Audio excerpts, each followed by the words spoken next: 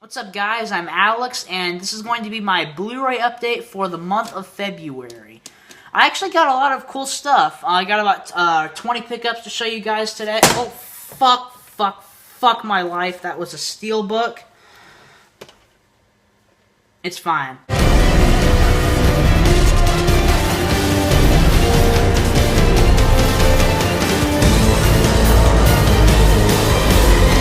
I got a lot of different stuff this time. I got a couple new releases, I did a couple trades, I got sent a few things, and I got a few Criterions, and even a couple DVDs, and so let's just get into it, shall we?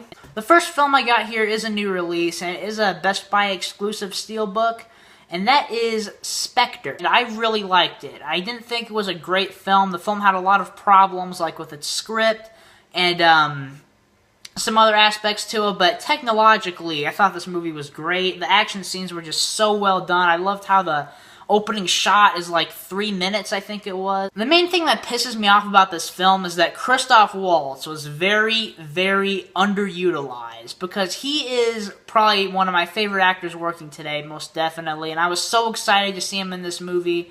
He shows up like, what, an hour and 40 minutes into it, I think it was. And he's like hardly even in the movie. He's in a few scenes, but that's it. They didn't really give him that much to do, which was kind of disappointing, but like the scenes he was in were fantastic. The steelbook is pretty cool. It's got a kind of a glossy finish to it. It's, to be honest with you, kind of a bland steelbook, not really that much to it.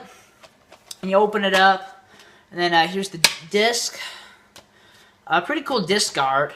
And there's the inside, kind of like the other Bond steelbooks that they released from Best Buy. You know, the steelbook, you know, it's alright. It's better than nothing. The next film I got recently came out, and it's one of my favorite films of the year. And every time I watch it, it just keeps getting better and better. And that is Steve Jobs.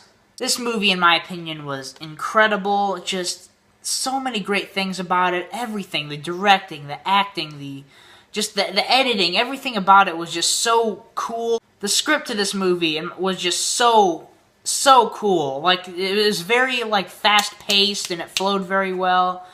And, I'm not going to talk too much about this, because I actually did a full-length review for it. If you want to, check that out. To me, this movie gets, way better, like, each time I rewatch it, because the movie is so fast-paced, and the dialogue's just so fast, and, like, to me, like, once I rewatched it, like, you know, I know what's going on. And it was a lot better to me because I understood it better. And I just can't wait to rewatch it again. I highly recommend to check this out. It's one of the best biopics, probably the past few years, maybe since The Social Network. The next film I got at, from when I went out with my friend Dalton, Guardians of the Galaxy. I haven't seen this movie since theaters, so I'm definitely looking forward to checking it out again. I thought this was a really fun, entertaining movie. The next couple things is actually part of a trade I did with my buddy Josh over at the Cinecreep channel. You probably know who he is. And if you don't, get your ass over to his channel and sub to him.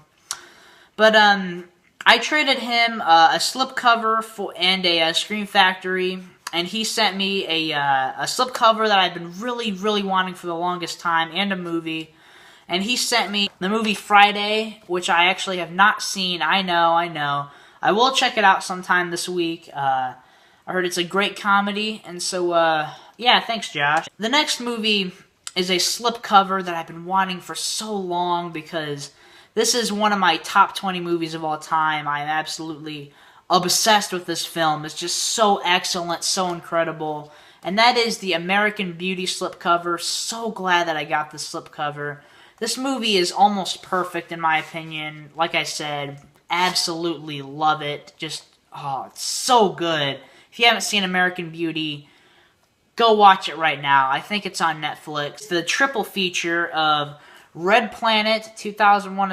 No, not 2001. 2010, the year we make contact, excuse me. That's actually the sequel to 2001: A Space Odyssey, which a lot of people actually don't know that. And Contact. I have not seen any of these films. I know my Seth Talks Film really likes that film. And I actually got this for $3.99. That was a fucking snag. The next few movies were actually sent to me, again, by a viewer. Nathan, thank you so much, bro. You're You are the fucking man. He sent me 3 Marvel animated films. He sent me The Invincible Iron Man. And he sent me the Ultimate Avengers Collection. And he sent me Hulk vs. Hulk. And he also sent me a movie, a Criterion film. Actually, it's not the Criterion, but it's a film that's on the Criterion Collection. But this is just the bare bones Blu-ray release, and that is The Black Stallion. I'll definitely check this out one of these days because this is on the Criterion Collection, and it's produced or directed. Oh, it's produced by Francis Ford Coppola. And, yeah, it sounds kind of interesting, and if I really like it, I'll definitely pick it up on Criterion. And so, yeah, bro, you are awesome. Thank you so much. So shoot me a message, give me your address, because I want to be sending you some Blu-rays one of these days. And the next 3 films I got are a part of the Criterion Collection. That's right, I am kind of starting to get more into the Criterion Collection. One of my New Year's resolutions was to check out more Criterion films because it's something I really want to start getting into, and I picked up 3 Criterions. And the first one I actually found at a used Blu-ray store for a really cheap price, and that is The Curious Case of Benjamin Button. This is a David Fincher film. I've heard that I haven't seen it yet, but I've heard that it is one of his weaker films. And I heard this is like one of the more mainstream Criterions that like almost everybody owns. The next 2 films are 2 films by who is now my favorite director who ever lived. Big statement, I know. Richard Linklater. And this next film is quite possibly his most popular film, of course, besides Boyhood, but this is the film that everybody knows about, almost everybody's seen, and everybody likes. Dazed and Confused. My buddy Nick D really likes this movie. It's his favorite film of all time. And I've been wanting to check this out for the longest time. I watched it, and I gotta say, incredible film. Just everything about this movie is just so, like, perfect. Like, matches up with that time period so well. Just a really, really entertaining movie. There's not really, I can't really think of anything I disliked about it. All the characters were great and entertaining, and this film actually launched a lot of actors' careers. The next Criterion I got is another Richard Linklater film, Slacker. This film has a really big cult following. A lot of people, a lot of film enthusiasts really like this movie, and I must say, I do think that is a really good movie. I respect the cultural impact it made on filmmakers, especially Kevin Smith, because this is actually the film that inspired Kevin Smith to be a filmmaker, to want to make Clerks. And Clerks is actually my favorite comedy of all time, so if it wasn't for this, we wouldn't have Clerks or Kevin Smith or any of that. A very, very, very kind of out there movie.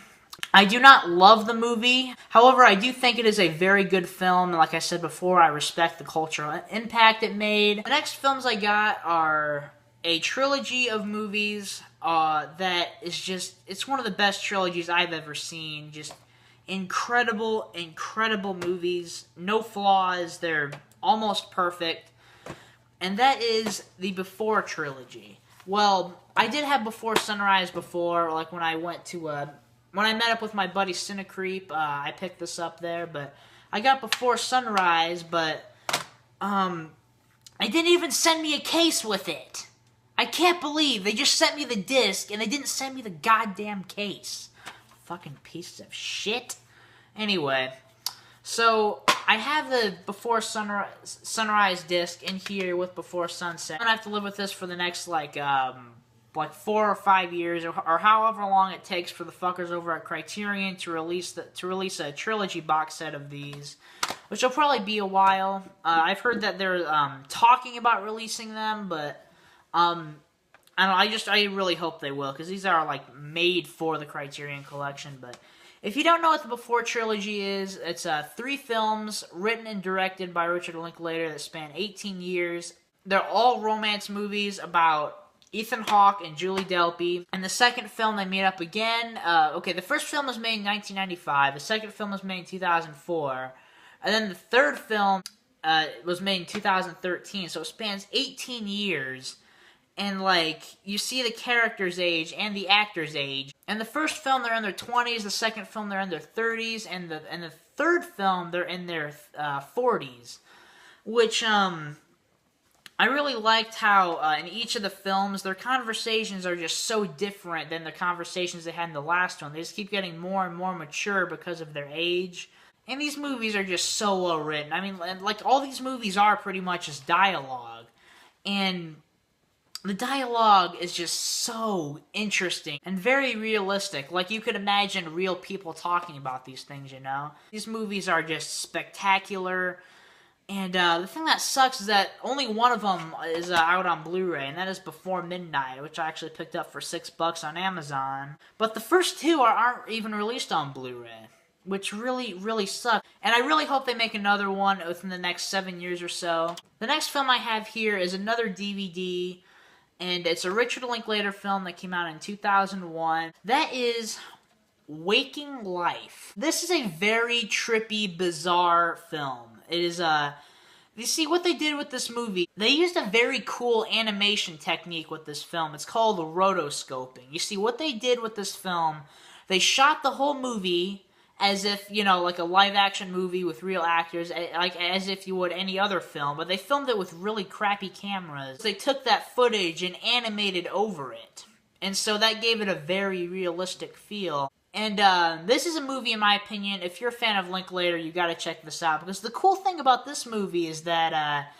if you dive 21 minutes into this movie, there is a 4-minute scene with the two characters from the Before trilogy. Jesse and Celine, Ethan Hawke and Julie Delpy, them talking about things they talked about in Before Sunrise, and it's actually probably one of the best scenes in the movie. Most definitely one of the best scenes in the movie, and I thought that was pretty cool. When I first put this in, I'm like, wait a second, is that Celine and Jesse from the Before movies? What the fuck? And the animation to this movie is just absolutely stunning, very beautiful. At some points, it looks kind of unfinished, because this is actually the first film in the history of cinema to use this type of animation technique. When I first saw this movie, I didn't really know what to think of it. I was like, I don't know about that. It's a little too weird, a little too bizarre, but, and it kind of made me mad that they don't really explain what the movie is. Like, you know, is he dreaming? Is he, like, in an alternate universe, alternate reality? Is he, like, dead? We don't know. But, I realized that the movie is whatever you think it is. Like, he could be dreaming, he could be dead, he could be whatever in an alternate universe. Anyway, if you haven't seen this film, and if it sounds interesting to you, check it out. But listen, this film is not for everybody. If you don't like this film, I completely understand. And also, that movie needs a Criterion release. The fact that it isn't released on Criterion is actually kind of fucking ridiculous. The next movie is actually my second favorite comedy of all time. It's directed by Richard Linklater as well. And I just love this movie. I've always loved this movie throughout my whole life. I've always just quoted this film. And just, I've just always loved it. Like, ever since, like, 2004, or, like, ever since I seen it when I was, like, really little. And that is The School of Rock. This is a movie that my dad showed it to me when I was little, and I just always just watched it over and over again throughout my whole life. And it's kind of, has a huge cult following with my family. Everyone in my family loves it and quotes it all the time. Like, I could take things that Jack Black says in this movie, and I could use them in everyday life. I'm not going to talk too much about it, because I'm going to talk about it in my Linklater video. And the last film of the day is a film that I really, really liked. I think it's extremely underrated. I thought it was a great movie. And it's directed by Sam Raimi, and it's, in my opinion, definitely one of his most underrated movies. And that is A Simple Plan. Probably a movie you've never heard of. It's basically about Bill Paxton and Billy Bob Thornton are brothers. One day they're walking in the woods and they find a crashed plane. They see what's inside it. There's like 2 huge duffel bags. They open them up and it turns out there's $4 million in there. They're like, oh shit.